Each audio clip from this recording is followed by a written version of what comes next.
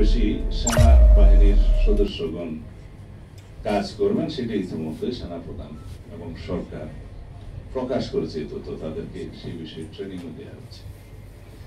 Police বাহিনীর বাইরেও যেগুলো সহযোগী বাহিনী আছে, আনসার, বিডিপি সহ অন্যান্য, তাদেরও প্রশিক্ষণ চলছে। কিন্তু আমি যেখানে গুরুত্ব দিতে চাই সেই বিষয়টা হচ্ছে জনগণ এইবার এত বেশি উদ্গ্রীব হয়ে আছে, উন্মুখ হয়ে আছে একটা সুষ্ঠু নির্বাচনের জন্য। তারাই মূল ভূমিকা পালন করবে। মূলত আইন শৃঙ্খলা রক্ষা বাহিনী হবে গৌণ, মুখ্য ভূমিকা পালন করবে জনগণ। যে এখানে কেউ অনিয়ম করার চেষ্টা করলে জনগণই পাহারা দিবে। 3 নম্বর আসলো পুলিং এবং প্রিজাইডিং অফিসার। যদি রাজনৈতিক হস্তক্ষেপ না থাকে, প্রশাসনিক হস্তক্ষেপ না থাকে, যেহেতু নিউট্রাল গভর্নমেন্ট, এখানে পুলিং প্রিজাইডিং অফিসারের তো পক্ষপাতিত্ব করার সুযোগও নেই, দরকারও নাই।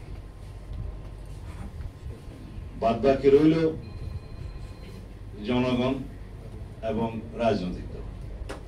জনগণ মানে ভোটার, আগে বলে রাজনৈতিক দলের মধ্যে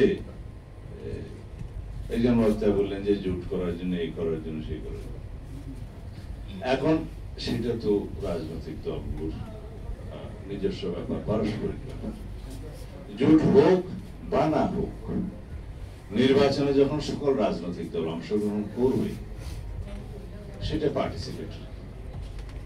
তাদের প্রচারণা এবং অন্যান্য বিষয়ে নির্বাচন কমিশন আরপিও সহ আচরণবিধি যেভাবে সংশোধন করেছে, সেই ব্যবস্থার মধ্যেই আমাদের অনেকগুলো চ্যালেঞ্জ আমরা সমাধান করতে পেরেছি।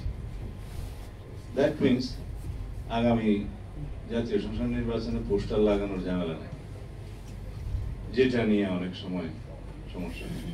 সেখানে ব্যানার হবে এবং পরিবেশ বান্ধব ব্যানার হবে, কাপড়ের ব্যানার হবে ইত্যাদি।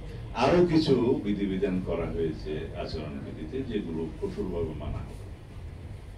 তো বাকি রইল যে সমস্ত ফ্যাসিবাদী শক্তি নিষিদ্ধ ঘোষিত হয়েছে তাদের কর্মকাণ্ড কি হবে, বা দেশি বিদেশি যে একটা চক্র আছে বাংলাদেশে অস্থিরতা সৃষ্টির জন্য তাদের তৎপরতা কি হবে। This is the main challenge. এতক্ষণ আপনারা বোধহয় সেই বিষয়ে আলোচনা করেছেন। বাংলাদেশে একটা সুষ্ঠু নির্বাচন যাতে অনুষ্ঠিত না হতে পারে, সেই জন্য পতিত ফ্যাসিস্ট গোষ্ঠী তো, ফ্যাসিবাদী গোষ্ঠী তো চেষ্টা করবেই। কিন্তু এখনো পর্যন্ত তারা কি সেরকম কোন সফলতা অর্জন করতে পেরেছে? না। ঝটিকা মিছিল বা গেরিলা টাইপের দুই একটা মিছিল দিয়ে রাতে অন্ধকার অথবা শুভে সাদেকের সময় ফটো টোটো তুলে তাদের নেতাদের কাছে পাঠিয়ে দিচ্ছে। এখন শুভে সাদেকে মিছিল দিলে রাস্তাতে কেউ থাকে না, সেই ফটো টোটো ভিডিও টিডিও দিয়ে কৃতিত্ব নেওয়ার চেষ্টা করছে। কেউ কেউ ভিডিওতে জমে, কেউ দিল্লি থেকে, কেউ ফ্রান্স থেকে বয়ান টয়ান দিচ্ছে। এগুলো বাংলাদেশের মানুষ পাতা দেয়। আমরা যদি ফ্যাসিবাদ বিরোধী জাতীয় ঐক্যটা শক্তিশালী করি, সমুন্নত রাখি এবং এই গণতান্ত্রিক শক্তিটাকে আমরা সম্মান করি, আমাদের মধ্যে বিতর্ক হবে।